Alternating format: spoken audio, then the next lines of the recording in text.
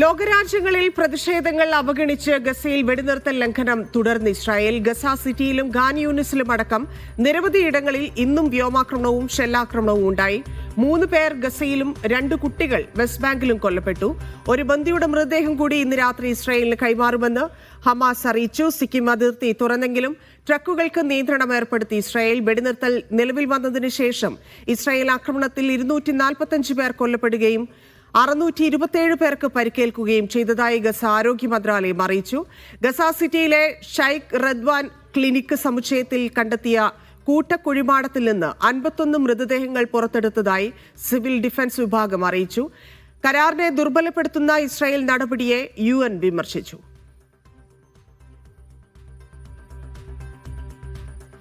MCA Nasar ചേരുന്നുണ്ട്. MCA, ആക്രമണം തുടരുകയാണ്, വെടിനിർത്തൽ ലംഘനം തുടർന്നുകൊണ്ടേയിരിക്കുന്നു, മരണപ്പെടുന്നവരുടെ എണ്ണം കൂടിക്കൊണ്ടിരിക്കുന്നു. ലോകരാജ്യങ്ങൾ പ്രതിഷേധമുയർത്തുന്ന സാഹചര്യത്തിലും ആ നിലപാടുമായി ഇസ്രായേൽ മുന്നോട്ടു പോവുകയാണ്. എന്താണ് ഇന്ന് ഗസയിൽ സംഭവിച്ചത്?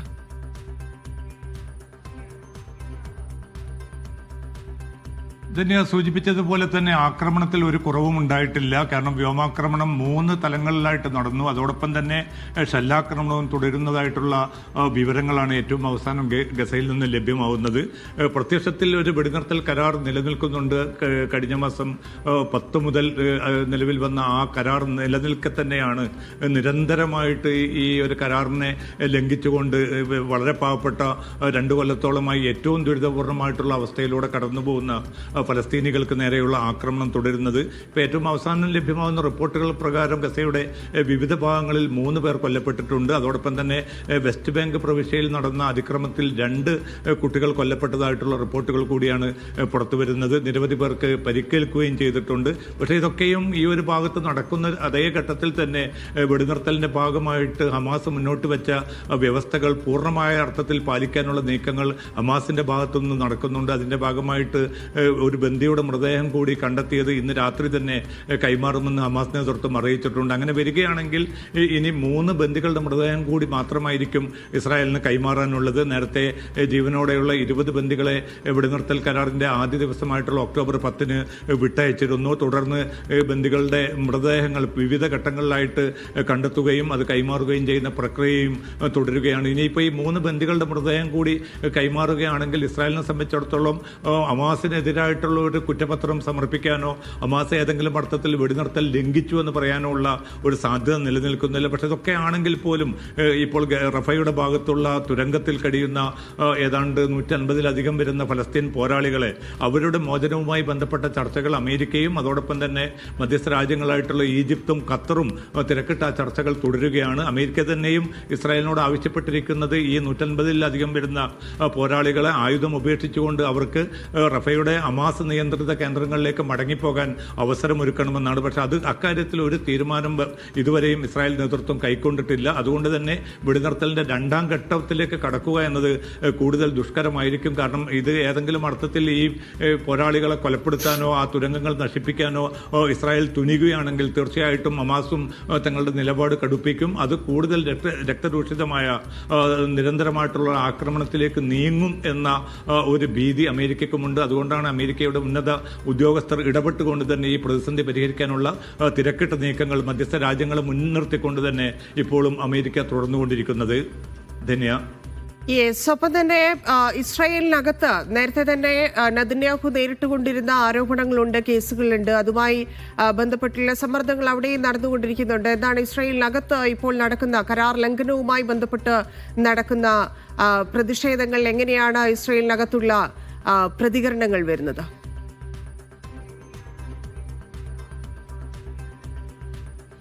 ഇതിൽ ഏറ്റവും പ്രധാനപ്പെട്ടത് ഇസ്രായേലിന്റെ ഉള്ളിൽ തന്നെയും ഈ നിരന്തരമായിട്ടുള്ള ഈ വെടിനിർത്തൽ ലംഘനങ്ങൾക്കെതിരായിട്ടുള്ള അതിശക്തമായിട്ടുള്ള ഒരു വികാരം രൂപപ്പെട്ടിട്ടുണ്ട്. ഇസ്രായേലിന്റെ പൊതുസമൂഹം എന്നത് ഇനിയും ഇത് രക്തദൂഷിതമായിട്ടുള്ള ഒരു ആക്രമണത്തിലേക്കോ വീണ്ടും ഗസക്ക് നേരെയുള്ള ഈ ആക്രമണം തുടരുന്നതിനോട് ജനതയെ സംബന്ധിച്ചിടത്തോളം പൊതുവെ തന്നെ താല്പര്യം കുറവാണ്. അതുമാത്രമല്ല നെതന്യാഹുവിനെതിരായിട്ടുള്ള വളരെ ശക്തമായിട്ടുള്ള ഒരു വികാരവും രൂപപ്പെട്ടിട്ടുണ്ട്.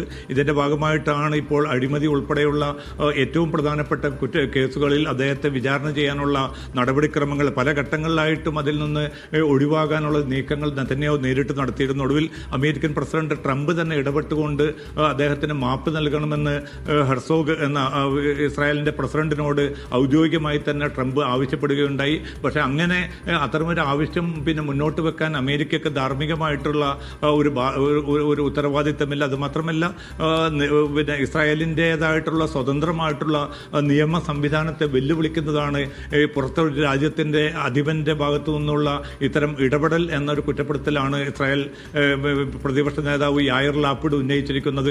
അതോടൊപ്പം തന്നെ മറ്റ് പ്രതിപക്ഷ പാർട്ടികളും ട്രംപിന്റെ ഇടപെടലിനെതിരെ ശക്തമായി തന്നെ രംഗത്ത് വന്നിട്ടുണ്ട്. അതുകൊണ്ട് ഈ വെടിനിർത്തൽ ഒരു ശാശ്വതമായിട്ടുള്ള ഒരു അവസ്ഥയിലേക്ക് കൊണ്ടുപോകണം, സുരക്ഷിതമായി തന്നെ ഇസ്രായേലിന് കാര്യങ്ങൾ മുന്നോട്ട് നീക്കാൻ പറ്റുന്ന ഒരു സാഹചര്യം ഉരുത്തിരിയണം.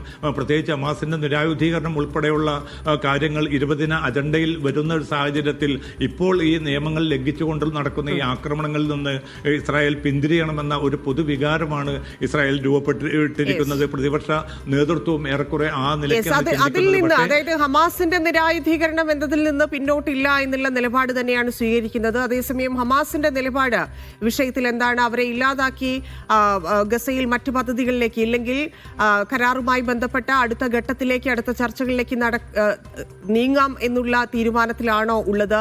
മധ്യസ്ഥ രാജ്യങ്ങൾ അതിലെങ്ങനെയാണ് പ്രതികരിക്കുന്നത്?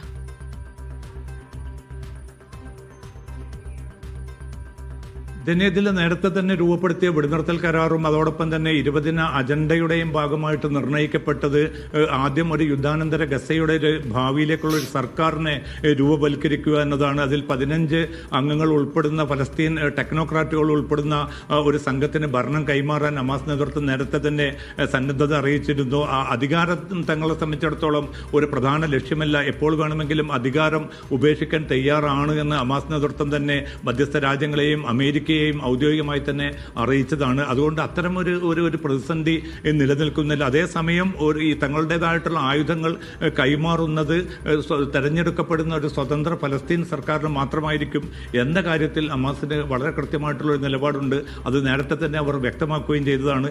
തീർച്ചയായിട്ടും ആ നിലപാട് തന്നെയാണ് ഇപ്പോൾ മധ്യസ്ഥ രാജ്യങ്ങളെ അവർ അറിയിച്ചിരിക്കുന്നത്. ഇനി പ്രായോഗികമായിട്ടുള്ള തുടർ ചർച്ചകളിലൂടെ മാത്രമാണ്. കാരണം ഏറ്റവും പ്രധാനപ്പെട്ടത് യുദ്ധാനന്തര ഗസയുടെ ഭാവിയുമായി ബന്ധപ്പെട്ട ഒരു സർക്കാർ രൂപവൽക്കരണം ഉണ്ടാകേണ്ടതുണ്ട്. അതോടൊപ്പം തന്നെ അന്താരാഷ്ട്ര സേനയെ വിന്യസിക്കുന്നതുമായി ബന്ധപ്പെട്ട് അമേരിക്ക ഏത് നിലപാടാണ് സ്വീകരിക്കുക, ഏതൊക്കെ രാജ്യങ്ങളുടെ പങ്കാളിത്തം ഇക്കാര്യത്തിൽ ഉണ്ടാവും. പല അറബ് രാജ്യങ്ങളും സേനയെ അയക്കാൻ വിസമ്മതിക്കുന്നതായ റിപ്പോർട്ടുകൾ ഇപ്പോൾ പുറത്തു വരുന്നുണ്ട്. അത്തരമൊരു സാഹചര്യത്തിൽ ഒരു സുരക്ഷാ സേനയെ വിന്യസിക്കുന്നതും ഏറ്റവും പ്രധാനമായിരിക്കും. അത് കഴിഞ്ഞ് മാത്രമായിരിക്കും ഈ നിരായുധീകരണം ഉൾപ്പെടെയുള്ള കാര്യങ്ങൾ ഇതിന്റെ ഭാഗമായിട്ട് വരുന്നത്. അക്കാര്യത്തിലും വൈകാതെ തന്നെ ഒരു തീർപ്പിലെത്തുമെന്ന ഒരു പ്രതീക്ഷയാണ് ഇപ്പോൾ രൂപപ്പെട്ടിരിക്കുന്നത്.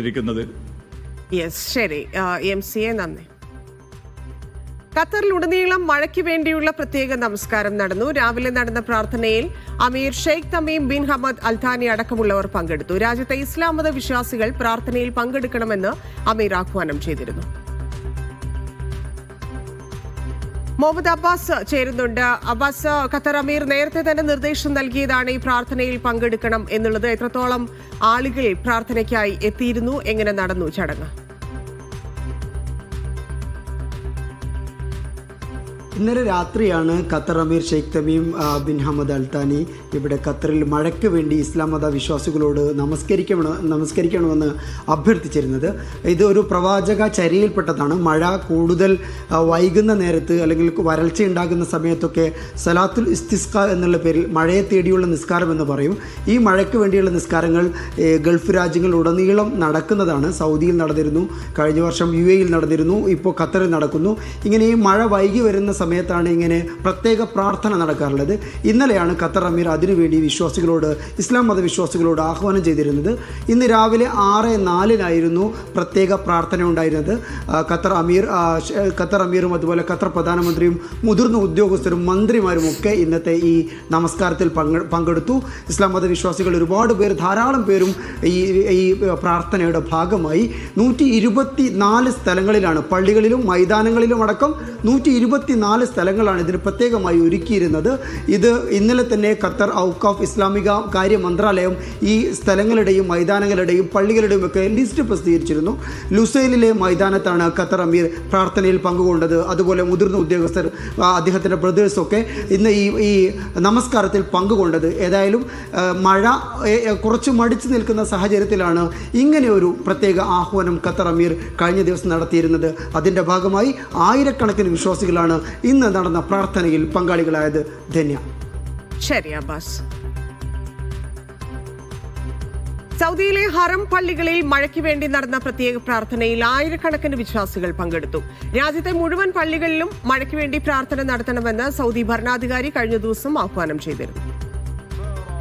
പ്രവാചക ചര്യ പിന്തുടർന്ന് മഴയ്ക്ക് വേണ്ടി പ്രത്യേക പ്രാർത്ഥന നടത്തണമെന്ന് സൗദി ഭരണാധികാരി സൽമാൻ രാജാവ് കഴിഞ്ഞ ദിവസം വിശ്വാസികളോട് ആവശ്യപ്പെട്ടിരുന്നു.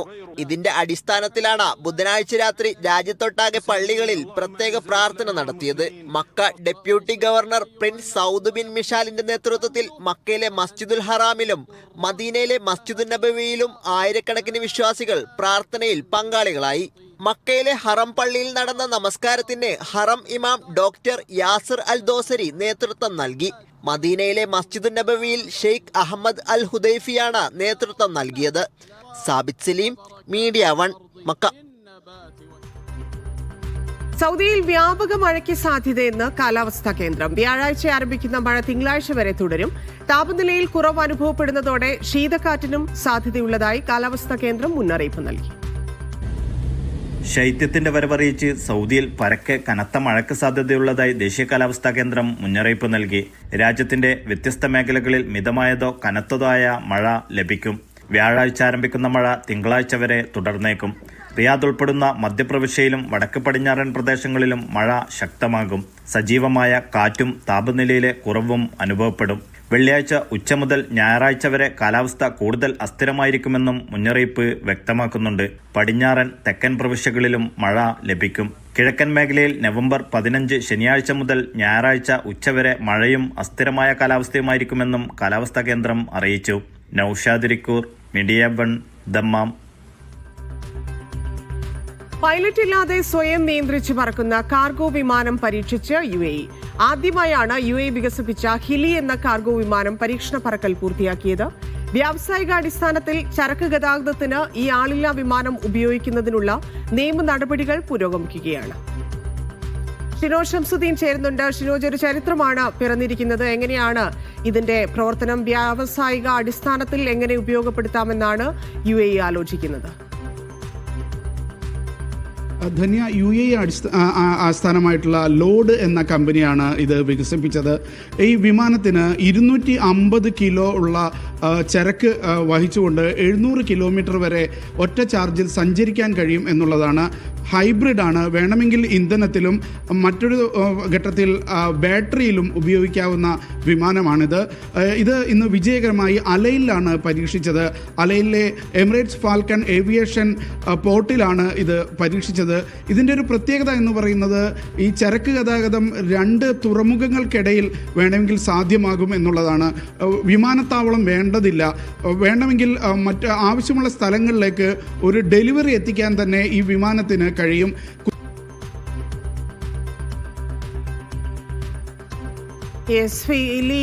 ഹിലി എന്ന സ്വയം നിയന്ത്രണ വിമാനത്തെക്കുറിച്ചാണ് ഷിനോജ് വിവരിച്ചുകൊണ്ടിരുന്നത്. ചരക്ക് ഗതാഗതത്തിനാണ് ഇത് ഉപയോഗിക്കുക.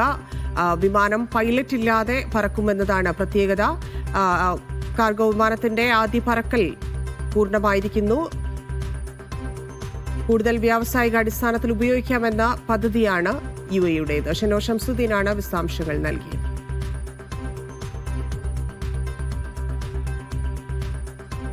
സൗദിയിലെ വാർഷിക പണപ്പെരുപ്പ നിരക്ക് മാറ്റമില്ലാതെ തുടരുന്നു. സെപ്റ്റംബറിലും ഒക്ടോബറിലും രേഖപ്പെടുത്തിയത് 2.2 പണപ്പെരുപ്പ നിരക്കാണ്.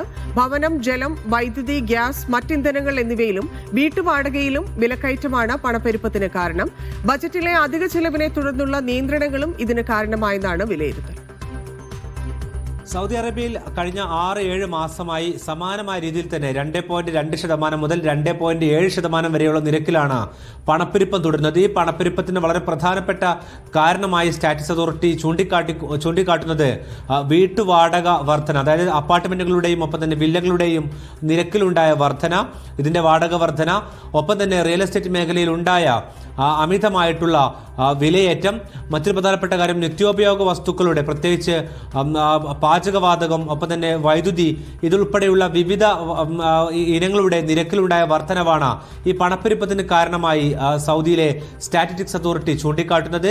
സാധാരണക്കാരെ സംബന്ധിച്ചിടത്തോളം വളരെ പ്രധാനപ്പെട്ട ഒരു വെല്ലുവിളി എന്ന് പറയുന്നത് ഈ നിത്യോപയോഗ വസ്തുക്കളുടെ വിലവർധനവാണ്.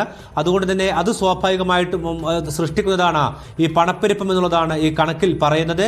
മറ്റൊരു പ്രധാനപ്പെട്ട കാര്യം, നേരത്തെ മാസങ്ങളായിട്ടുണ്ടായിരുന്ന വലിയ തോതിലുള്ള പണപ്പെരുപ്പത്തിന് കുറവ് വന്നതായും കഴിഞ്ഞ 2 മാസങ്ങളായി ഏതാണ്ട് സമാനമായ രീതിയിൽ തന്നെ പണപ്പെരുപ്പം നിലനിർത്താൻ സാധിച്ചതായും സ്റ്റാറ്റിസ്റ്റിക്സ് അതോറിറ്റി അറിയിക്കുന്നുണ്ട്.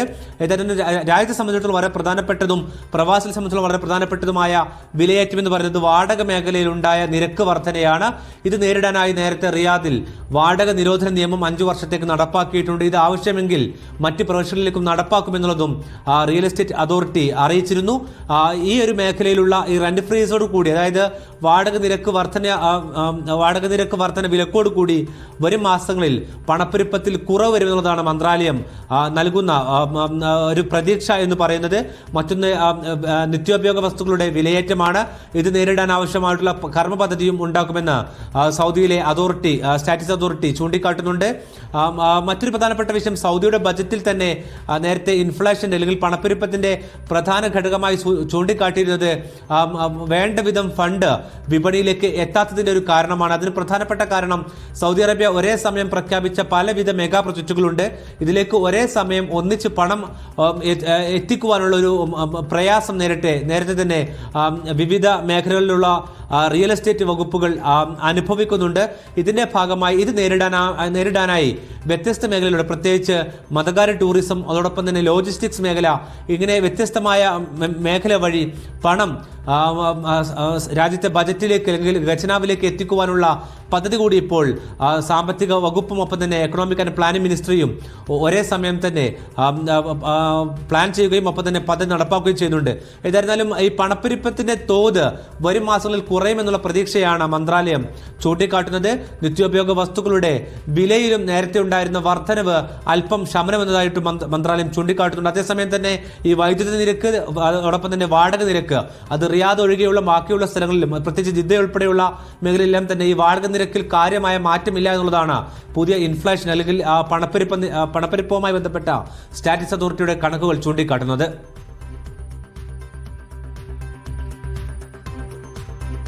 $40 ലക്ഷം റിയാലിന്റെ ഭവന യൂണിറ്റ് വാങ്ങുന്നവർക്ക് സ്ഥിര താമസാനുമതി നൽകാൻ ഒരുങ്ങി സൗദി അറേബ്യ. അടുത്ത വർഷം തുടക്കത്തിലായിരിക്കും നിയമം പ്രാബല്യത്തിലാവുക. മലയാളികളടക്കമുള്ള വിദേശ നിക്ഷേപകർക്ക് പുതിയ നിയമം ഗുണം ചെയ്യും. സൗദിയിൽ വിദേശികൾക്ക് ആദ്യമായാണ് പൂർണ്ണ സ്വതന്ത്ര ഉടമസ്ഥാവകാശം നൽകാനൊരുങ്ങുന്നത്. 40 ലക്ഷം റിയാലിന്റെ ഭവന യൂണിറ്റ് വാങ്ങുന്നവർക്ക് സ്ഥിര ഇഖാമ അഥവാ സ്ഥിര താമസാനുമതി നൽകുന്നതാണ് പുതിയ നിയമം. വിദേശ നിക്ഷേപം പ്രോത്സാഹിപ്പിക്കുക, എണ്ണ ഇതര വരുമാനം വർദ്ധിപ്പിക്കുക തുടങ്ങിയവയുടെ ഭാഗമായാണ് നീക്കം. അടുത്ത വർഷം ജനുവരി 28 മുതൽ നിയമം പ്രാബല്യത്തിൽ വരും.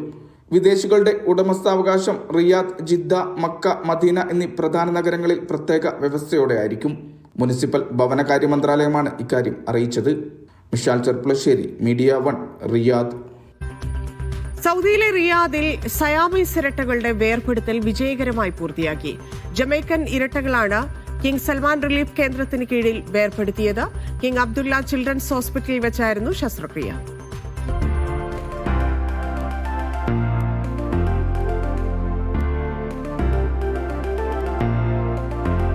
അസാരിയ, അസൂറ എന്നീ ജമൈക്കൻ സയാമീസ് ഇരട്ടകളുടെ ശസ്ത്രക്രിയയാണ് വിജയകരമായി പൂർത്തിയാക്കിയത്. കിങ് അബ്ദുള്ള ചിൽഡ്രൻസ് സ്പെഷ്യാലിസ്റ്റ് ഹോസ്പിറ്റലിൽ വെച്ചായിരുന്നു ശസ്ത്രക്രിയ. King Salman relief and humanitarian aid സെന്ററിന് കീഴിലുള്ള കോൺജോയിന്റ് ട്വിൻസ് സെപ്പറേഷൻ പദ്ധതിയുടെ ഭാഗമായാണ് സഹായം. ഭരണാധികാരിയുടെ പ്രത്യേക നിർദ്ദേശപ്രകാരമാണ് ശസ്ത്രക്രിയ നടപ്പാക്കിയത്. ഇരട്ടകളെ വേർപെടുത്തിയത് 3 പ്രധാന ഘട്ടങ്ങളിലായി പുരോഗമിച്ച ശസ്ത്രക്രിയയിലൂടെയായിരുന്നു. നെഞ്ച്, വയർ, കരൾ എന്നിവ ഒട്ടിയ നിലയിലായിരുന്നു ഇരട്ടകൾ. മെഡിക്കൽ വിദഗ്ധർ, ഡോക്ടർമാർ, നഴ്സുമാർ, ടെക്നിക്കൽ സ്റ്റാഫ് എന്നിവരുടെ സഹകരണത്തോടെയായിരുന്നു ശസ്ത്രക്രിയ. ശസ്ത്രക്രിയയ്ക്ക് ശേഷം കുഞ്ഞുങ്ങളുടെ അമ്മ ആനന്ദക്കണ്ണീർ പൊഴിക്കുന്ന ദൃശ്യങ്ങൾ സാമൂഹിക മാധ്യമങ്ങളിൽ ശ്രദ്ധ നേടിയിരുന്നു.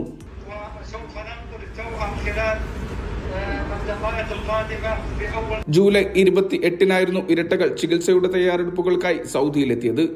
പദ്ധതിയുടെ ഭാഗമായി ഇതുവരെ 28 രാജ്യങ്ങളിൽ നിന്നുള്ള 152 ഇരട്ടകൾക്ക് പുതുജീവിതം പകരാൻ സൗദിയുടെ സന്മനസ്സനായിട്ടുണ്ട്. Vishal Cherpulassery, media 1, Riyadh. ആദ്യമായി കൃത്രിമ ഹൃദയ ശസ്ത്രക്രിയ വിജയകരമായി പൂർത്തിയാക്കി ഒമാൻ. മസ്കറ്റിലെ റോയൽ ആശുപത്രിയിലായിരുന്നു 4 മണിക്കൂർ നീണ്ട ശസ്ത്രക്രിയ. രോഗിയുടെ ആരോഗ്യനില മെച്ചപ്പെട്ടെന്ന് ആശുപത്രി അധികൃതർ അറിയിച്ചു.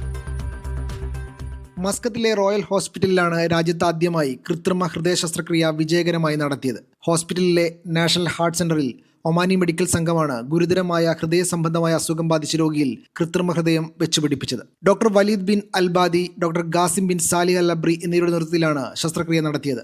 4 മണിക്കൂർ നീണ്ടതായിരുന്നു ശസ്ത്രക്രിയ. ആരോഗ്യനില മെച്ചപ്പെട്ട രോഗിക്ക് ഹോസ്പിറ്റലിൽ വിടാൻ അധികൃതർ നിർദ്ദേശം നൽകിയിട്ടുണ്ട്. പ്രത്യേക കാർഡിയാക് സംഘത്തിന്റെ മേൽനോട്ടത്തിൽ അവർ തുടരും.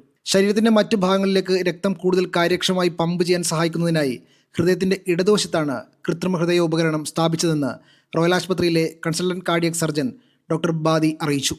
ഒമാന്റെ ആരോഗ്യരംഗത്ത് ഗണ്യമായ പുരോഗതിയാണ് ഇത് വ്യക്തമാക്കുന്നത്. Media 1, Muscat. സൗദിയിൽ ബലദിയ നിയമലംഘനങ്ങൾ റിപ്പോർട്ട് ചെയ്യുന്നവർക്ക് ഇനാം പ്രഖ്യാപിച്ചുള്ള പദ്ധതിക്ക് വമ്പൻ പ്രതികരണം. പദ്ധതിയുടെ ഭാഗമാകാൻ ഒരാഴ്ചക്കിടെ രജിസ്ട്രേഷൻ പൂർത്തിയാക്കിയത് 13,000-ലധികം പേരാണ്. രജിസ്റ്റർ ചെയ്തവരിൽ 5,000 പേർ പരിശീലനവും നേടി.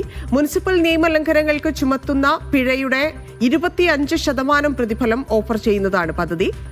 മുനിസിപ്പൽ നിയമലംഘനങ്ങൾ റിപ്പോർട്ട് ചെയ്യുന്നവർക്ക് അതുവഴി ഈടാക്കുന്ന പിഴയുടെ 25% ഓഫർ ചെയ്യുന്നതാണ് ഈ പദ്ധതി.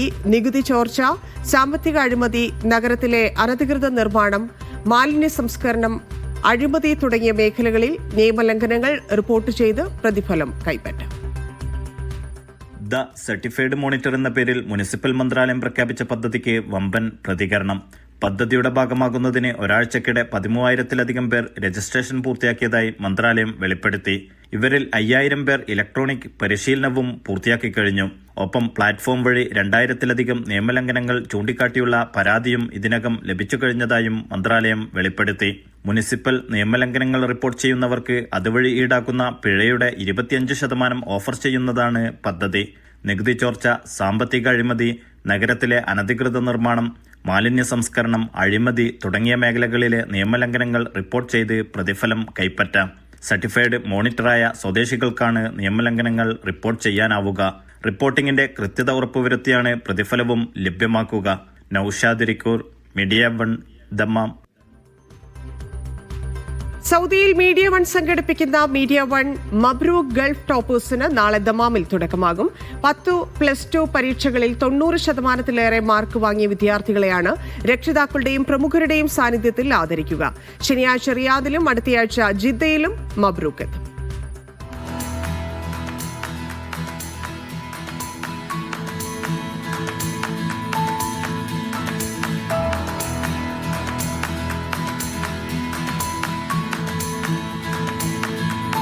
വീണ്ടും വിദ്യാർത്ഥികളുടെ വിജയനേട്ടം സൗദിയിൽ ആഘോഷിക്കാനൊരുങ്ങുകയാണ് മീഡിയ 1.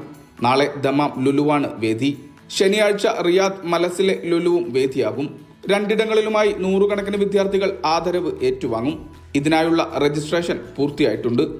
ഈ മാസം 21-ന് ജിദ്ദയിലും മബ്രൂക്ക് എത്തും. ഇവിടേക്കുള്ള രജിസ്ട്രേഷൻ തുടരുകയാണ്. 3 ഇടങ്ങളിലും സൗദി മന്ത്രാലയ ഉദ്യോഗസ്ഥരും അക്കാദമിക രംഗത്തെ പ്രമുഖരും വിദ്യാർത്ഥികളെ ആദരിക്കും. യാംബുവിൽ ഈ വർഷത്തെ മികച്ച ജേതാക്കളെ നേരത്തെ മബ്രൂക്ക് ഗൾഫ് ടോപ്പേഴ്സിലൂടെ ആദരിച്ചിരുന്നു. Media 1, Riyadh.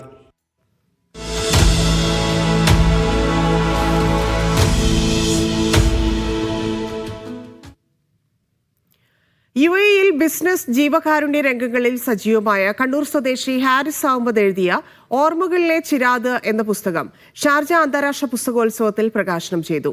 മൺവിളക്ക് പോലെ തുരുമ്പെടുക്കാത്ത ചിന്തകൾ എന്ന അടിക്കുറിപ്പോടെയുള്ള കുറിപ്പുകളാണ് പുസ്തകത്തിന്റെ ഉള്ളടക്കം. എൻ്റെ പേര് ഹാരിസ് അഹമ്മദ്, കണ്ണൂരിൽ നിന്നാണ്. ഓർമ്മകളിലെ ചിരാത് എന്ന ഈ 2ാമത്തെ പുസ്തകമാണ് ഇപ്പോൾ ഇറങ്ങിയിട്ടുള്ളത്. പുസ്തകത്തിൻ്റെ ഉള്ളടക്കം എന്ന് പറയുന്നത് നമ്മൾ വളർന്നു വന്ന് ജീവിച്ചു വന്ന പരിസരങ്ങളിൽ അനുഭവിച്ച കുറേ വിഷയങ്ങളാണ്. അതിൽ കുറേ ദുഃഖങ്ങളുണ്ട്, കുറേ പ്രതിസന്ധികളുണ്ട്, കുറേ പാഠങ്ങളുണ്ട്. ഞാൻ കുറേ ആയിട്ട് ഈ സോഷ്യൽ മീഡിയയിലൊക്കെ എഴുതാറുള്ള കുറേ വിഷയങ്ങളാണ്. അപ്പോൾ സുഹൃത്തുക്കളായ കുറേ ആളുകൾ പറഞ്ഞു ഇതിങ്ങനെ ശൂന്യതയിലേക്ക് പോകാനുള്ളതല്ല, അതൊരു ഡോക്യുമെൻ്റ് ചെയ്യേണ്ടതുണ്ട്.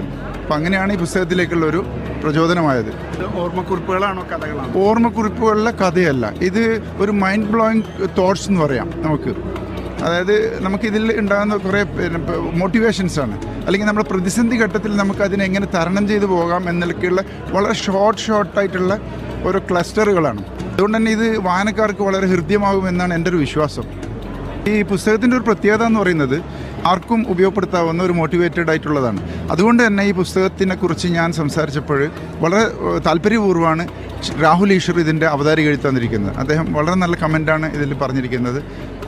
വ്യക്തിപരമായിട്ട് ഒരുപാട് കാര്യങ്ങൾ അദ്ദേഹം പറഞ്ഞിട്ടുണ്ട്. അത് ഈ പുസ്തകത്തിൻ്റെ ഒരു പ്രത്യേകതയാണ്.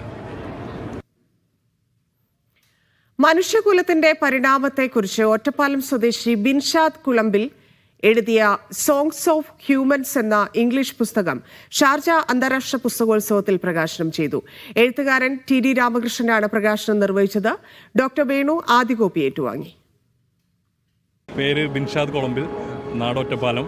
പുസ്തകത്തിൻ്റെ പേര് സോങ് ഓഫ് ഹ്യൂമൻസ്. ഇത് എന്താണെന്ന് വെച്ച് കഴിഞ്ഞാൽ നമ്മൾ ഒരുപാട് സംഗീതം ആസ്വദിക്കുന്നവരാണ് മനുഷ്യന്മാർ.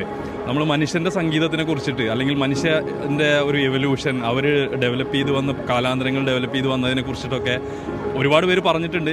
പക്ഷേ ഞാനതൊരു വ്യത്യസ്തമായ രീതിയിൽ പറയാമെന്ന് വിചാരിച്ചാണ് എഴുതി തുടങ്ങിയത്. അപ്പോൾ ഇതിൽ ആദ്യത്തെ പാർട്ടാണ് ഇപ്പോൾ എഴുതിയിട്ടുള്ളത്. ആദ്യത്തെ പാർട്ടിൽ മെയിനായിട്ട് വരുന്നത് എവല്യൂഷൻ്റെ ഇവോൾവ്, പിന്നെ വിശ്വാസങ്ങളുടെ എവല്യൂഷൻ എങ്ങനെയാണ് ഉണ്ടായത്, എങ്ങനെയാണ് മതങ്ങളുടെ ആവിർഭാവനം ഉണ്ടായത്, അതുപോലെ തന്നെ ഫെയ്ത്സും കൾച്ചേഴ്സും എങ്ങനെയാണ് ഡെവലപ്പ് ചെയ്ത്.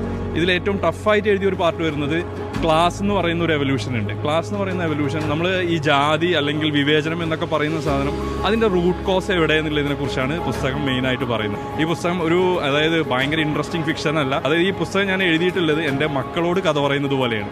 അപ്പോൾ ഞാൻ പറയുന്നത് എൻ്റെ മക്കളോടല്ല, എല്ലാ ഇനി വരുന്ന തലമുറകളും അവരറിയേണ്ടതാണ്. കാരണം എന്ന് വെച്ചാൽ അവർ ഗാഡ്ജറ്റ്സും മറ്റു കാര്യങ്ങളും മാത്രമായിട്ട് ജീവിക്കുന്നതിൽ നിന്ന് മാറിയിട്ട് അവരെന്താണ് മനുഷ്യൻ, എങ്ങനെയാണ് നമുക്ക് മുന്നേ നടന്നവർ, അതായത് അവരുടെ സംസ്കാരങ്ങൾ എങ്ങനെയാണ് കൂടി യോജിപ്പിച്ചത്, അത് എങ്ങനെ നമുക്കുണ്ടായി, ഇതിനെക്കുറിച്ചാണ് നമ്മൾ മെയിനായിട്ട് ഈ പുസ്തകം പറയുന്നത്.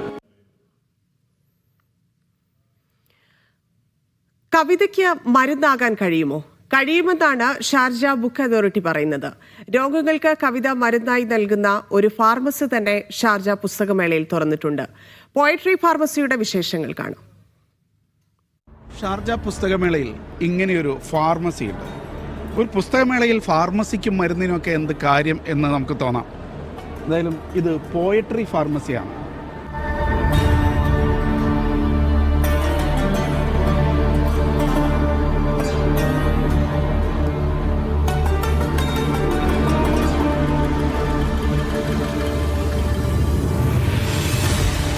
കവിതകളെ മരുന്നായിട്ട് ഉപയോഗിക്കാനുള്ള ഒരു സംവിധാനമാണ് ഇവിടെ ഉള്ളത്.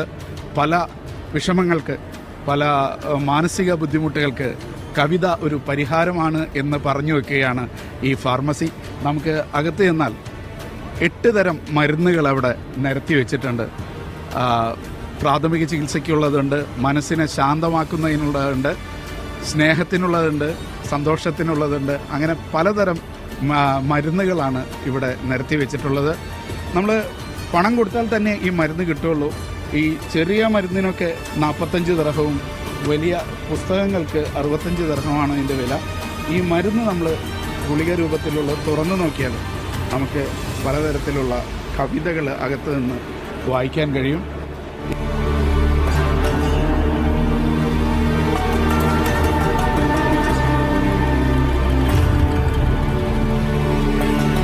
ഇത് മാനസികമായി നമ്മൾ നേരിടുന്ന പല പ്രശ്നങ്ങൾക്കുള്ള പരിഹാരമാണ് എന്നാണ് പറയുന്നത്.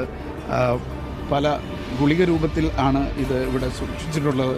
ഷാർജ ബുക്ക് അതോറിറ്റി തന്നെയാണ് ഈ ഫാർമസി നടത്തുന്നത്. വളരെ വ്യത്യസ്തമായി കവിതയെ സമീപിക്കുന്ന ഒരു സംവിധാനമാണ് ഈ പോയട്രി ഫാർമസി. ആർക്കെങ്കിലും എന്തെങ്കിലും മാനസികമായ വിഷമങ്ങൾ അനുഭവിക്കുന്നുണ്ടെങ്കിൽ, അല്പം ധൈര്യം ആവശ്യമുണ്ട് എങ്കിൽ ഒക്കെ ഇവിടുത്തെ കവിതകൾ ആ ധൈര്യം വീണ്ടെടുക്കുന്നതിനും സന്തോഷം വീണ്ടെടുക്കുന്നതിനും സഹായിക്കുമെന്നാണ് ഈ ഫാർമസിയിലുള്ള നഴ്സുമാരൊക്കെ പറയുന്നത്. യാസർ അറഫാത്തിനൊപ്പം ഷിനോ ഷംസുദ്ദീൻ, മീഡിയ 1, ഷാർജ. എഴുത്തുകാരൻ ജഹാംഗീർ ഇളയേടത്തിന്റെ 2 രചനകൾ ഷാർജ പുസ്തകമേളയിൽ പ്രകാശനം ചെയ്തു. കളം നിറഞ്ഞൊഴുകി തനുശ്രീ എന്ന ചെറുകഥാ സമാഹാരം സംവിധായകൻ തമർ പുറത്തിറക്കി. കവി അനൂപ് ചന്ദ്രൻ ആദ്യ കോപ്പി സ്വീകരിച്ചു. അലുമിനി പോർട്ടൽ എന്ന ഇംഗ്ലീഷ് ചെറുകഥാ സമാഹാരം ചരിത്രകാരൻ KKN കുറുപ്പ് പ്രകാശനം ചെയ്തു. അർഷാദ് ബത്തേരി ആദ്യ കോപ്പി സ്വീകരിച്ചു. എഴുത്തുകാരൻ ഷാജി ഹനീഫ്, ഫൈസൽ CP തുടങ്ങിയവർ പങ്കെടുത്തു.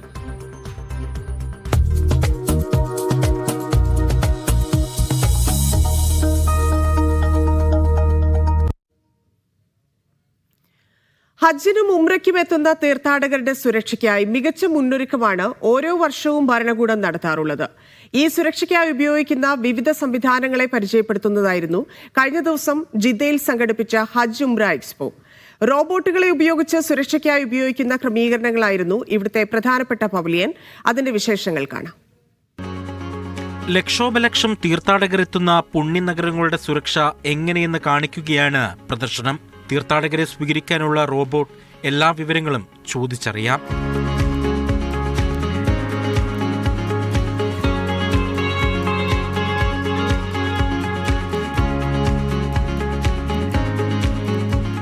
ഹജ്ജിലേക്ക് നുഴഞ്ഞുകയറുന്നവരെ പിടികൂടാൻ ഉപയോഗിക്കുന്ന ഡ്രോണുകളാണിവ. 90 കിലോമീറ്റർ വരെ ദൂരപരിധിയിൽ അനധികൃത തീർത്ഥാടകരെ കണ്ടെത്താനാകും.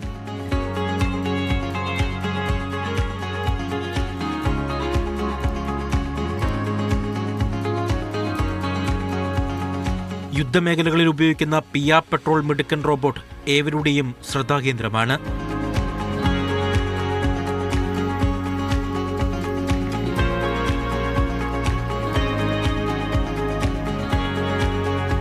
ഇവന് മലയും മരുഭൂമിയും താണ്ടി സ്ഫോടക വസ്തുക്കളെ വരെ കണ്ടെത്താനാകും. സംശയാസ്പദ വസ്തുക്കളെ പരിശോധിക്കുവാനും ഹജ്ജിൽ ഇവയെ ഉപയോഗിക്കുന്നു.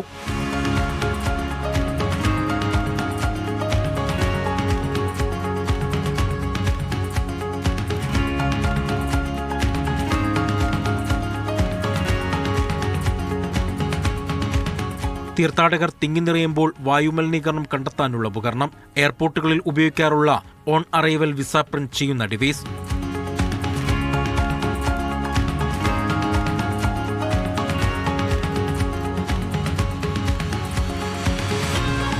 രോഗികൾക്കും പ്രായമായവർക്കുമായി ഇക്കാമ ഉൾപ്പെടെ പ്രിന്റ് മൊബൈൽ ഉപകരണം. വിവിധ സുരക്ഷാ വിഭാഗങ്ങൾ ചേർന്നാണ് പവലിയന്റെ രൂപകൽപ്പന. ഇംഗ്ലീഷിലും അറബിയിലും സന്ദർശകർക്കായി ഇവർ വിവരിച്ചു നൽകും. Sabith Saleem, media 1, Jeddah. Muscat അന്താരാഷ്ട്ര പുസ്തകമേളയുടെ 30ാം പതിപ്പ് അടുത്ത വർഷം മാർച്ച് 26 മുതൽ ഏപ്രിൽ 5 വരെ നടക്കും. മേളയുടെ നടത്തിപ്പിനായുള്ള ആദ്യ തയ്യാറെടുപ്പാണ് മസ്കറ്റിൽ നടക്കുന്നത്. വാർത്താവിനിമയ മന്ത്രി ഡോക്ടർ അബ്ദുള്ള ബിൻ നാസർ അൽ ഹറാസി അധ്യക്ഷത വഹിച്ചു. മേള വികസിപ്പിക്കുന്നതിനും സംഘടനാ നിലവാരം ഉയർത്തുന്നതിനുമുള്ള പ്രാരംഭ തയ്യാറെടുപ്പുകളും നിർദ്ദേശങ്ങളും കമ്മിറ്റി ചർച്ച ചെയ്തു. 30ാമത് പതിപ്പിൽ അൽ വുസ്ത ഗവർണറേറ്റ് ആയിരിക്കും അതിഥി ഗവർണറേറ്റ്. വാഹനഫ്രെയിമുകളിൽ തൂണുകളോ നീട്ടിയ വസ്തുക്കളോ വെക്കരുതെന്ന് റോയൽ ഒമാൻ പോലീസ്. ഇത്തരം പെരുമാറ്റം ഗതാഗത നിയമങ്ങളുടെ ലംഘനമാണെന്ന് റോയൽ ഒമാൻ പോലീസ് പറഞ്ഞു. എല്ലാ ഡ്രൈവർമാരും സ്വന്തം സുരക്ഷയും മറ്റു റോഡ് ഉപയോക്താക്കളുടെ സുരക്ഷയും ഉറപ്പാക്കാൻ ഗതാഗത നിയന്ത്രണങ്ങൾ കർശനമായി പാലിക്കണമെന്ന് ROP അഭ്യർത്ഥിച്ചു.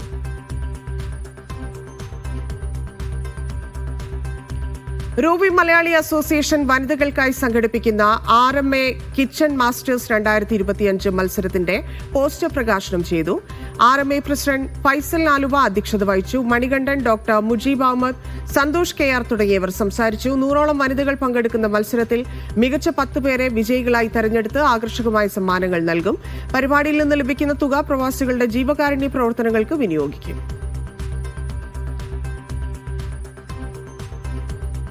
ഖത്തറിലെ ഏറ്റവും വലിയ ഫിറ്റ്നസ് ഇവന്റുകളിലൊന്നായ മീഡിയ 1 ദോഹ റൺ ഡിസംബർ 26-ന് ഇവന്റിന്റെ പോസ്റ്റർ പ്രകാശനം ചെയ്തു. ഖത്തർ കായിക മന്ത്രാലയത്തിന്റെയും ഖത്തർ സ്പോർട്സ് ഫോർ ഓൾ ഫെഡറേഷന്റെയും സഹകരണത്തോടെയാണ് റൺ അരങ്ങേറുന്നത്. ദോഹ റണ്ണിന്റെ 3ാമത്തെ എഡിഷനാണ് ഇത്തവണത്തേത്. ലുസൈലിലെ മൾട്ടിപർപ്പസ് അറീനയിൽ നടന്ന പ്രൗഢമായ ചടങ്ങിൽ Qatar sports for all federation chief executive officer Abdullah Al ദോസരിയാണ് മീഡിയ 1 ദോഹ റണ്ണിന്റെ പോസ്റ്റർ പ്രകാശനം ചെയ്തത്. Media 1 CEO Mushtaq Ahmed, GCC general manager Sawab Ali, QSFA media വിഭാഗം മേധാവി യൂസുഫ് സുവൈല, ഔവാദ് അൽ ഷംരി, ഇല്യാസ് അലി എന്നിവരുടെ സാന്നിധ്യത്തിലായിരുന്നു പ്രകാശനം. റണ്ണിൻ്റെ 3ാം പതിപ്പിൻ്റെ ഭാഗമാകുന്നതിൽ അതിയായ ആഹ്ലാദമുണ്ടെന്ന് അബ്ദുള്ള അൽ ദോസരി പറഞ്ഞു. سعداء اليوم للإعلان عن النسخة الثالثة من سباق ميديا بالتعاون مع ميديا وان لإطلاق هذا السباق المميز. السباق هذا إن شاء الله بيكون في حديقة البدع، نستهدف إن شاء الله مشاركة أكثر من 800 مشارك في هذا السباق، مسافات مختلفة 800 متر، 2.5، 5 كيلو، 10 كيلو. للسنة الثالثة على التوالي نكمل التعاون مع ميديا وان للتعاون في إقامة هذا السباق المميز. Doha അൽപിദ പാർക്കിലാണ് run അരങ്ങേറുക. ലോകത്തുടനീളമുള്ള ഓട്ടക്കാരെ സ്വീകരിക്കാൻ മീഡിയ വൺ സജ്ജമാണെന്ന് CEO മുഷ്താഖ് അഹമ്മദ് വ്യക്തമാക്കി. കഴിഞ്ഞ വർഷം ദോഹ റണ്ണിൻ്റെ സെക്കൻഡ് എഡീഷനിൽ 50ഓളം രാജ്യങ്ങളിൽ നിന്നുള്ള 600-ലധികം പ്രതിനിധികളാണ് പങ്കെടുത്തിരുന്നത്.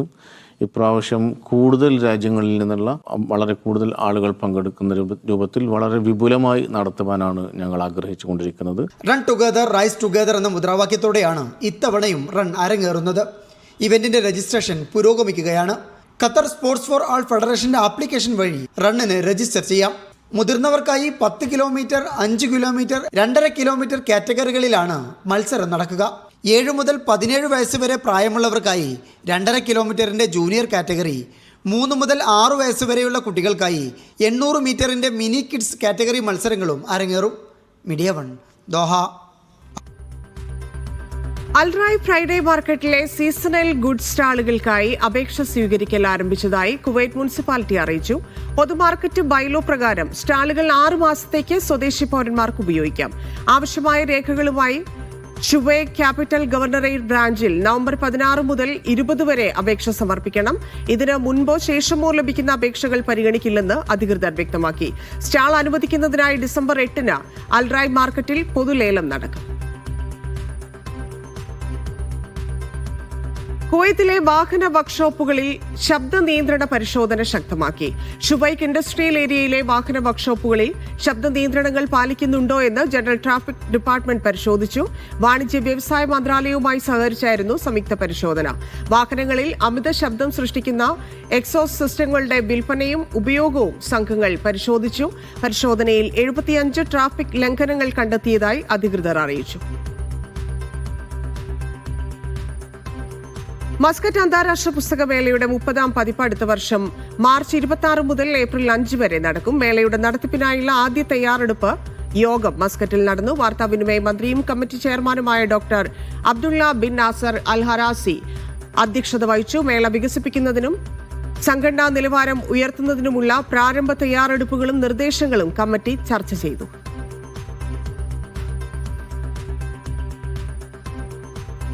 പരിചില ഗൾഫ് വാർത്തകൾ ചുരുക്കത്തിൽ.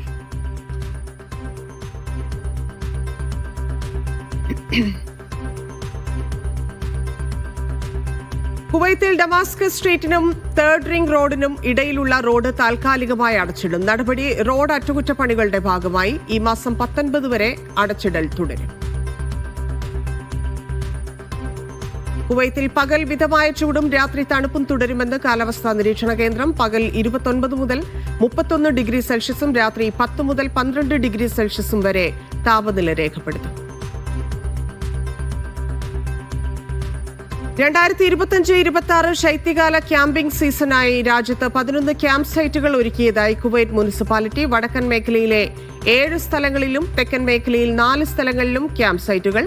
അപേക്ഷകൾ നവംബർ 15 മുതൽ വെബ്സൈറ്റ് വഴി സ്വീകരിക്കും. അംഗരാജ്യങ്ങളിൽ യാത്ര സുഗമമാക്കുന്ന വൺ സ്റ്റോപ്പ് യാത്രാ സംവിധാനം നടപ്പാക്കാനൊരുങ്ങി GCC. പദ്ധതിയുടെ ആദ്യഘട്ട പൈലറ്റിനായി UAEയും ബഹ്റൈനും തെരഞ്ഞെടുക്കപ്പെട്ടു.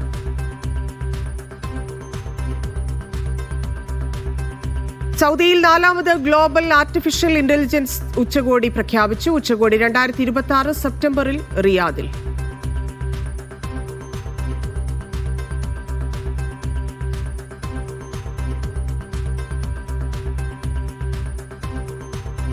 അവയവദാന ക്യാമ്പയിനുമായി ഒമാൻ ആരോഗ്യ മന്ത്രാലയം. നവംബർ 13 മുതൽ 15 വരെ സീബിലെ ദി വില്ലേജിൽ വൈകുന്നേരം 5 മുതൽ രാത്രി 10 വരെ ക്യാമ്പയിൻ നടക്കും.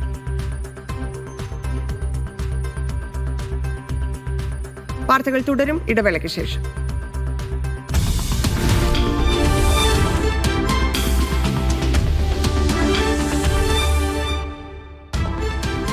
credits presented by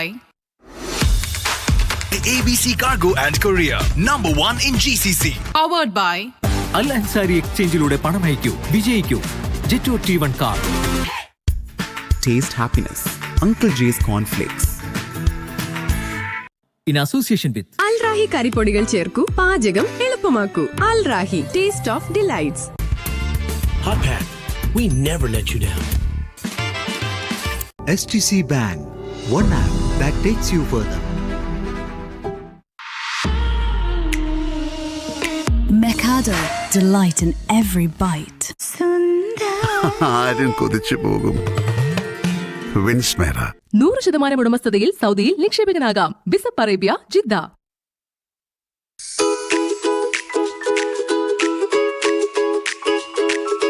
Impex Smart Air Fryer. It's bigger, smarter and faster. Impex ഉണ്ടെങ്കിൽ ആരും സ്റ്റാർ ആകും. രുചികരമായ ഭക്ഷണം അത് മനസ്സുകളെ ഒന്നാക്കും. നെല്ലറ. ABC Cargo and Courier, #1 in GCC.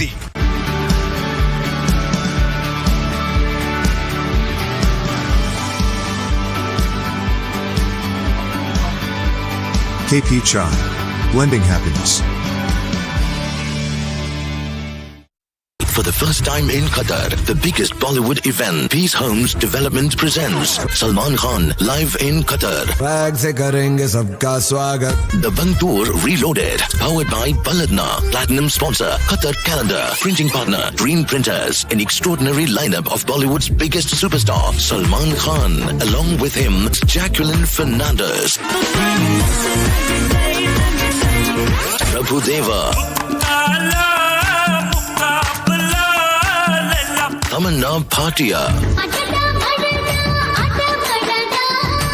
Sunil Grover, Stebin Ben and Manish Paul. On 14th November 2025, Asian Town Amphitheatre. Tickets available at all Lulu hypermarkets, online ticketing partners, qtickets.com, Virgin Megastore, Platinum List and S-City. An event by Orbit Events, Studio Craft, Amlark and Rami Productions International. ABC Cargo and Courier, #1 in GCC. STC Bank. Send your international transfer instantly anywhere.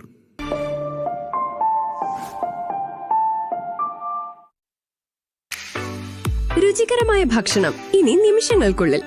അൽ റാഹി കറിപ്പൊടികൾ ചേർക്കൂ, പാചകം എളുപ്പമാക്കൂ.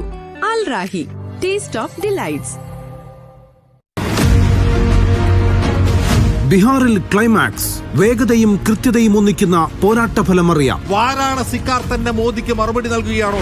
അധികാരം മാറി മറിയാൻ പോകുന്നുണ്ടോ? ഒരു ഘട്ടത്തിൽ പോലും വിട്ടുവീഴ്ചയില്ലാതെ ഒരുപാട് സംസ്ഥാനങ്ങളുടെ കഥ പറയാനുള്ള പാർട്ടിയാണ് കോൺഗ്രസ്. ബീഹാർ തെരഞ്ഞെടുപ്പ് ഫലം ആദ്യമറിയാം മീഡിയ 1-ൽ.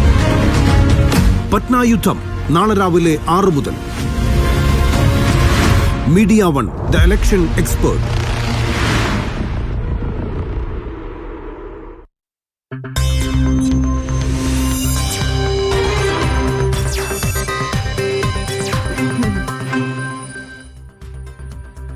ഖത്തറിൽ ബോളിവുഡ് സൂപ്പർ താരം സൽമാൻ ഖാൻ നേതൃത്വം നൽകുന്ന Bollywood mega show the bank the tour reloaded നാളെ നടക്കും. ദോഹയിൽ ഏഷ്യൻ ടൗൺ ആംഫി തിയേറ്ററിൽ വൈകിട്ട് 7:30 മുതലാണ് പരിപാടി. ജാക്വലിൻ ഫെർണാണ്ടസ്, പ്രഭുദേവ, തമന്ന ഭാട്ടിയ, കൊമേഡിയൻ സുനിൽ ഗ്രോവർ, മനീഷ് പോൾ, സ്റ്റെബിൻ ബെൻ തുടങ്ങിയവരുടെ ഷോയും ഇതിന്റെ ഭാഗമാകും. ദോഹയിൽ വിദേശികളടക്കമുള്ളവർക്ക് മുമ്പിൽ ഷോ അവതരിപ്പിക്കാനാകുന്നതിൽ അതീവ സന്തോഷമുണ്ടെന്ന് സൽമാൻ ഖാൻ വാർത്താസമ്മേളനത്തിൽ പറഞ്ഞു. മീഡിയ 1 പരിപാടിയുടെ മാധ്യമ പങ്കാളിയാണ്.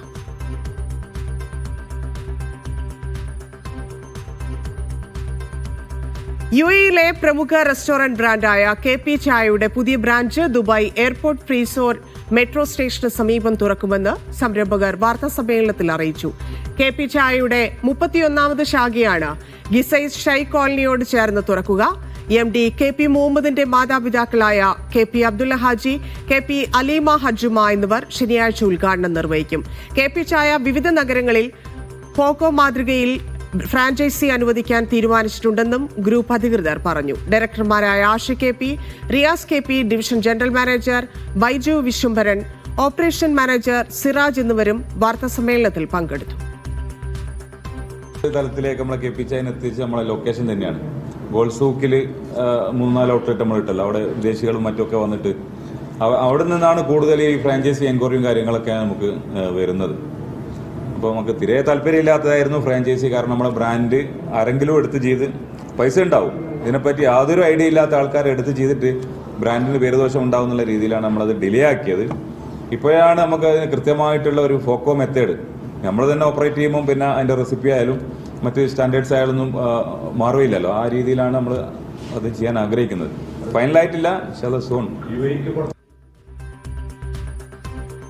മെറിൻ ഗതാഗത മന്ത്രാലയം രാജ്യത്തുടനീളം സ്മാർട്ട് ക്യാമറകൾ സ്ഥാപിക്കുന്ന പദ്ധതിയുടെ പൈലറ്റ് ഘട്ടം ആരംഭിച്ചു. അടുത്ത മാസം അവസാനത്തോടെ ബഹ്റൈനിലാകെ 500 സ്മാർട്ട് ക്യാമറകൾ സ്ഥാപിക്കാൻ ലക്ഷ്യമിട്ടാണ് ഈ പദ്ധതി. പൈലറ്റ് ഘട്ടം വിജയകരമാകുന്നതോടെ കൂടുതൽ ക്യാമറകൾ സ്ഥാപിക്കുന്നത് വേഗത്തിലാക്കുമെന്ന് അധികൃതർ അറിയിച്ചു. ബഹ്റൈനിൽ നിന്ന് കൊച്ചിയിലേക്കുള്ള ഗൾഫ് എയർ വിമാന സർവീസിന് എല്ലാ ദിവസവും ഉണ്ടാകും. നിലവിൽ ആഴ്ചയിൽ 4 ദിവസമുള്ള സർവീസിന് മുതൽ ആഴ്ചയിൽ 7 സർവീസായി വർദ്ധിപ്പിക്കും. ഈ മാസം 20 മുതൽ മാറ്റം നിലവിൽ വരും. രാത്രി 9:20 വിമാനം പുറപ്പെടുക.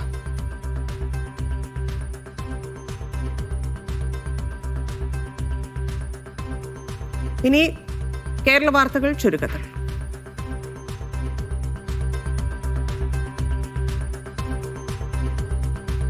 PM ശ്രീയെ ചൊല്ലി ഇടതുമുന്നണിയിൽ വീണ്ടും പടയൊരുക്കം. CPM-നെ ഇടതുപക്ഷ രാഷ്ട്രീയം പഠിപ്പിക്കേണ്ടെന്ന് ജനയുഗത്തിലെ ലേഖനത്തിന് ശിവൻകുട്ടിയുടെ മറുപടി. ചോദ്യങ്ങളോട് ക്ഷുഭിതനായി മുഖ്യമന്ത്രി. അനാവശ്യ പ്രകോപനം എന്തിനെന്ന് മീഡിയ വണ്ണിൽ ബിനോയ് വിശ്വം. ആലപ്പുഴ അരൂരിൽ ഉയരപാത നിർമ്മാണത്തിനിടെ ഗർഡർ വീണ് മരിച്ച രാജേഷിന്റെ ജന്മനാടിന്റെ യാത്രാമൊഴി. വിയോഗം താങ്ങാനാകാതെ കുടുംബം. ദേശീയപാത കരാർ കമ്പനിയുടെ വീഴ്ചയിൽ ജനരോഷം.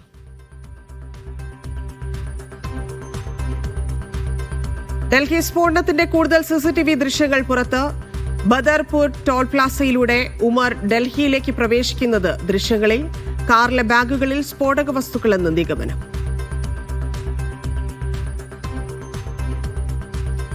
ബീഹാർ നിയമസഭാ തെരഞ്ഞെടുപ്പ് ഫലം നാളെ.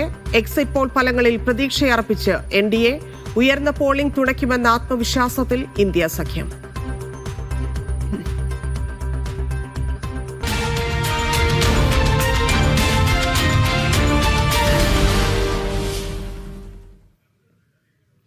തദ്ദേശ തെരഞ്ഞെടുപ്പിനുള്ള നാമനിർദ്ദേശ പത്രികാ സമർപ്പണം നാളെ ആരംഭിക്കാനിരിക്കെ സ്ഥാനാർത്ഥി നിർണയത്തെ ചൊല്ലിയുള്ള തർക്കം തുടരുകയാണ്. തൃക്കാക്കര നഗരസഭയിൽ CPM-മായി ഇടഞ്ഞ് CPI സ്ഥാനാർത്ഥികളെ പ്രഖ്യാപിച്ചു. കൊല്ലത്ത് സ്ഥാനാർത്ഥി പട്ടിക പരിഗണിച്ചില്ലെന്ന് ആരോപിച്ച് KSU DCC ഓഫീസിൽ പ്രതിഷേധിച്ചു. സിറ്റിംഗ് വാർഡുകൾ CPM വിട്ടു നൽകാത്തതിൽ പ്രതിഷേധിച്ചാണ് തൃക്കാക്കരയിൽ CPI 4 സ്ഥാനാർത്ഥികളെ പ്രഖ്യാപിച്ചത്. 16 വാർഡുകളിൽ കൂടി സ്ഥാനാർത്ഥികളെ ഉടൻ പ്രഖ്യാപിക്കുമെന്നും CPI അറിയിച്ചു. കൊല്ലത്തെ സ്ഥാനാർത്ഥി നിർണയത്തിൽ KSU പ്രവർത്തകരെ പരിഗണിച്ചില്ലെന്നാരോപിച്ച് DCC നേതൃത്വത്തിനെതിരെ KSU ജില്ലാ പ്രസിഡന്റ് അൻവർ സുൽഫിക്കർ രംഗത്തെത്തി. ഈ സീറ്റ് വിഭജനത്തിൽ വരുമ്പോൾ ഇത്തരത്തിലേക്കുള്ള അവഗണന അത് എന്നെ സംബന്ധിച്ചിടത്തോളം എനിക്കതൊട്ടും പറ്റത്തില്ല. എന്റെ സഹപ്രവർത്തകരായിട്ടുള്ള ആളുകളെ സംരക്ഷിക്കുക തന്നെ ഞാൻ ചെയ്യും.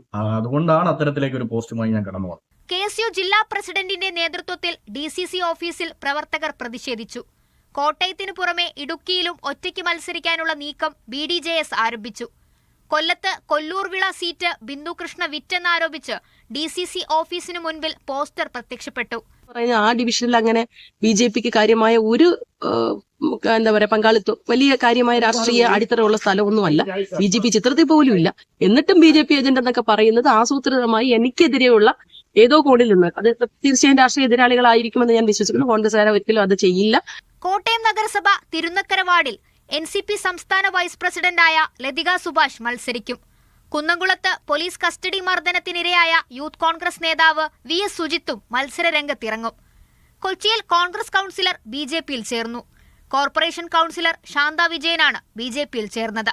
വിവിധ ബ്യൂറോകൾക്കൊപ്പം മീഡിയ വൺ കൊച്ചി. കോട്ടയത്ത് അവിശുദ്ധ രാഷ്ട്രീയ കൂട്ടുകെട്ടുകൾ അരങ്ങേറിയ പഞ്ചായത്താണ് കിടങ്ങൂർ. LDF ഭരണം വീഴ്ത്താൻ കേരള കോൺഗ്രസ് ജോസഫും BJPയും കൈകോർത്തു. അവസാന വർഷം BJP അംഗത്തെ അടർത്തി ഒപ്പം നിർത്തി LDF ഭരണം തിരിച്ചുപിടിച്ചു. ഇങ്ങനെ നാടകങ്ങൾ കണ്ട കിടങ്ങൂർ ഇക്കുറി ആർക്കൊപ്പം നിൽക്കുമെന്നത് രാഷ്ട്രീയ കൗതുകമാണ്. കിടങ്ങൂരിൽ 15-അംഗ ഭരണസമിതിയിൽ CPM 3, Kerala Congress 4, BJP 5, Kerala Congress Joseph 3 എന്നിങ്ങനെയാണ് കക്ഷിനില. 7 അംഗങ്ങളുടെ ബലത്തിൽ LDF ഭരണം പിടിച്ചു. ആദ്യ 2.5 വർഷം കേരള കോൺഗ്രസ് എമ്മിനായിരുന്നു പ്രസിഡന്റ് സ്ഥാനം. ഇടതു ധാരണ പ്രകാരം CPM-ന് പ്രസിഡന്റ് സ്ഥാനം കൈമാറാൻ കേരള കോൺഗ്രസ് എം സ്ഥാനം രാജിവെച്ചു. പിന്നീട് നടന്ന പ്രസിഡന്റ് തെരഞ്ഞെടുപ്പിൽ BJP-യും കേരള കോൺഗ്രസ് ജോസഫ് വിഭാഗവും ചേർന്ന് ഭരണം പിടിച്ചു. പാർട്ടി നിർദ്ദേശപ്രകാരമല്ല തീരുമാനമെന്ന് കാട്ടി കേരള കോൺഗ്രസ് ജോസഫ് വിഭാഗം 3 അംഗങ്ങളെ പുറത്താക്കി. ഇടതുപക്ഷത്തിന്റെ ഭരണം മാറുന്ന ഒരു സാഹചര്യത്തിൽ പ്രസിഡന്റ് സ്ഥാനം മാറുന്ന തലത്തിൽ അവരവരുടെ ഏകപക്ഷീയമായി അവർ തന്നെ അധികാരത്തിലേക്ക് BJP-യുമായിട്ട് ചേരാനായിട്ട് തീരുമാനിച്ചു. അതിനോട് ഒരിക്കലും നമ്മുടെ ഭരണ നേതൃത്വം, കേരള കോൺഗ്രസ് നേതൃത്വം യോജിച്ചിരുന്നില്ല. ഇക്കഴിഞ്ഞ ഏപ്രിലിൽ വീണ്ടും LDF കിടങ്ങൂരിൽ അധികാരം പിടിച്ചു. LDF കൊണ്ടുവന്ന അവിശ്വാസത്തെ BJP അംഗം KG വിജയൻ പിന്തുണച്ചു. അങ്ങനെ BJP പിന്തുണയിൽ CPM അംഗം EM ബിനു പ്രസിഡന്റായി. BJP-യുടെ ഉത്തരവാദിത്തപ്പെട്ട സ്ഥാനങ്ങളിൽ ഇരിക്കുന്നവർ കൂടിയായ മെമ്പർമാരെയും ജോസഫ് വിഭാഗത്തിന്റെ മണ്ഡലം പ്രസിഡന്റായിരുന്ന ആളുകളെയും ഉൾപ്പെടെ കൂട്ടിക്കൊണ്ടാണ് അവർ ഇത്തരത്തിലുള്ള ഒരു കൂറുമുന്നണി ഉണ്ടാക്കിയത്. ഇടതുപക്ഷ മുന്നണിയെ സംബന്ധിച്ചിടത്തോളം അത്തരത്തിലുള്ളൊരു ആരോപണം ഉന്നയിക്കുവാൻ മറുചേരിക്ക് യാതൊരു യോഗ്യതയുമില്ല. UDF-നൊപ്പം ചേർന്നിട്ട് പഞ്ചായത്തിൽ ഭരണമുണ്ടായില്ല. വികസനത്തിന് വേണ്ടിയാണ് LDF-നെ പിന്തുണച്ചതെന്നാണ് കൂറുമാറിയ BJP അംഗത്തിന്റെ നിലപാട്. കൂട്ടുകെട്ടിൽ മാറാൻ പഞ്ചായത്തിന്റെ ദൈനംദിന പ്രവർത്തനങ്ങളോ അല്ലെ വികസന പ്രവർത്തനങ്ങളോ തുലോം പുറകോട്ട് പോകുന്നൊരു സാഹചര്യം വന്നു. ആ സാഹചര്യം വന്നപ്പോൾ പ്രതികരിച്ചു. പഞ്ചായത്തിലെ കമ്മിറ്റി തന്നെ പ്രതികരിച്ചു. അപ്പോൾ ഇറങ്ങി പോരണം തോന്നി. രാജിവെച്ചില്ല എന്നുള്ളതേ ഉള്ളൂ. അന്ന് രാജിവെക്കുമെന്ന് ഞാൻ പറഞ്ഞ് ഇറങ്ങി പോകുന്നതാണെങ്കിൽ രാജിവെച്ചില്ല. അപ്പോൾ ഒരു മാറ്റം ആണ് ഉദ്ദേശിച്ചത്. ഇത്തവണ കിടങ്ങൂരിൽ ശക്തി തെളിയിക്കേണ്ടത് മുന്നണികളുടെ അഭിമാന പ്രശ്നമാണ്. തന്ത്രങ്ങളും കരുനീക്കങ്ങളുമായി പ്രവർത്തനങ്ങൾ സജീവമാക്കിയിരിക്കുകയാണ് മുന്നണികൾ. മീഡിയ 1 കോട്ടയം. നവീൻ ബാബു കേസിലെ അന്വേഷണ ഉദ്യോഗസ്ഥനായിരുന്ന ACP രത്നകുമാറിന്റെ സ്ഥാനാർത്ഥിത്വത്തെ ന്യായീകരിച്ച് CPM നേതാവ് EP ജയരാജൻ. സ്ഥാനാർത്ഥിത്വം വിവാദമാക്കാനുള്ള UDF നീക്കം പരിഹാസ്യമാണെന്ന് ജയരാജൻ ഫേസ്ബുക്ക് പോസ്റ്റിൽ പറയുന്നു. നീതി നിർവഹണത്തിൽ സത്യസന്ധത കാട്ടിയ ഉദ്യോഗസ്ഥനെ വിരമിച്ച ശേഷം പൊതുമണ്ഡലത്തിലേക്ക് കൊണ്ടുവരുന്നത് മാതൃകാപരമായ നടപടിയാണ്. പരാജയ ഭീതിയിൽ UDF ഉന്നയിക്കുന്ന നുണപ്രചാരണമാണ് നടക്കുന്നതെന്നും EP ജയരാജൻ ഫേസ്ബുക്ക് പോസ്റ്റിലൂടെ ആരോപിച്ചു.